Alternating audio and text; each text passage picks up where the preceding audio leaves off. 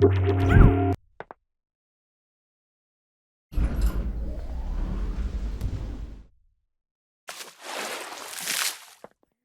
we have the Delta material, and it's a nice, very simple, basic, straightforward material that's good for doing a various number of dielectric type material surfaces. Mainly certain types of plastics or glass, resin, as well as certain types of vinyl or perhaps even laminate flooring type surfaces. It's not that wide-ranging a shader, but those types of materials that it does do quite well. Particularly those that have something of a softened look to both their diffuse and specular. Now, it already has certain features built in, mainly the fact that it is energy conserving.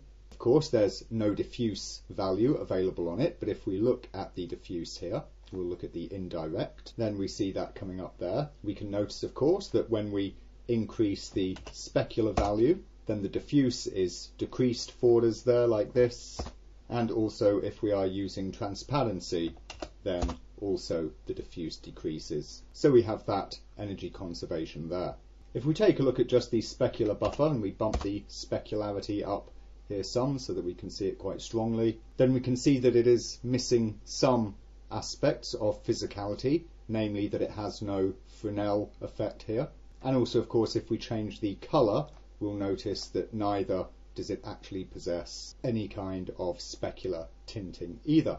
The lack of the specular tint is why it is mainly a good choice for only certain types of plastics and perspex, vinyl and the like, those sorts of materials that don't display a great degree of specular tinting. However, if we set some sort of a colour to it here, and at the minute the roughness is quite low, so let's bump that up a bit, we see that it does give us these really nice, soft, creamy specular highlights when we have roughness on it that really do lend themselves well to certain plastics, vinyls, rubber as well can be done with it, and it does look really quite nice. Of course, with transparency we can start to get some nice glassy looking materials out of this, and whilst we have no kind of absorption or transmission control to it, you'll see that it does pick up its surface colour, but it does this as a function of how transparent it is. As such, when we're going up to 100% transparency, you see that we lose all coloration altogether, whilst at lower transparencies it exhibits much more absorption. Generally, I find that if you're going for this sort of clear, glassy look with low or no roughness, I tend to prefer the dielectric material over Delta. However, once you do start to throw some roughness into the mix, I find that you get these really nice sort of cast resin looking type surfaces. These semi-translucent plastics can be done pretty nicely with it. And I think they tend to look a bit more plasticky than when you try and do them with dielectric. And so as it stands like this, it does do, a few surfaces quite nicely, and they will look good in your scenes alongside other surfaces. However, I do still find that it can be nice to inject that extra bit of physicality into the surface, mainly making up for the lack of Fresnel. Of course, that's easily done here in Nodal. All we need is a Fresnel of some description.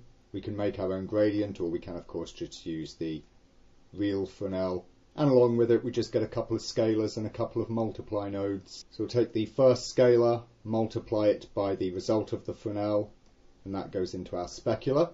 So of course this is where we set our specular amount, perhaps 50% there. And then we have another scalar multiplied by the inverse, and we plug that into our transparency.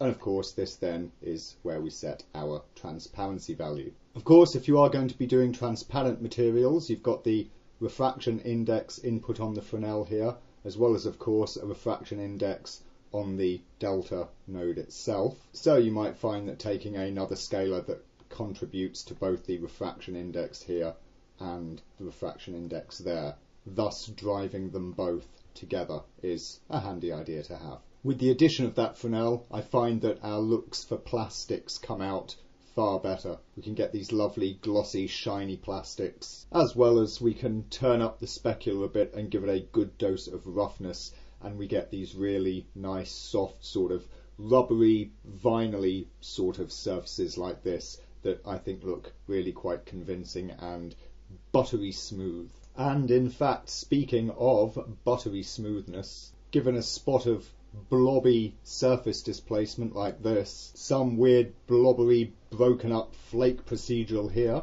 which we can use to just drive a gradient here going between 30% and 60%, and consequently use to drive the roughness of the specular.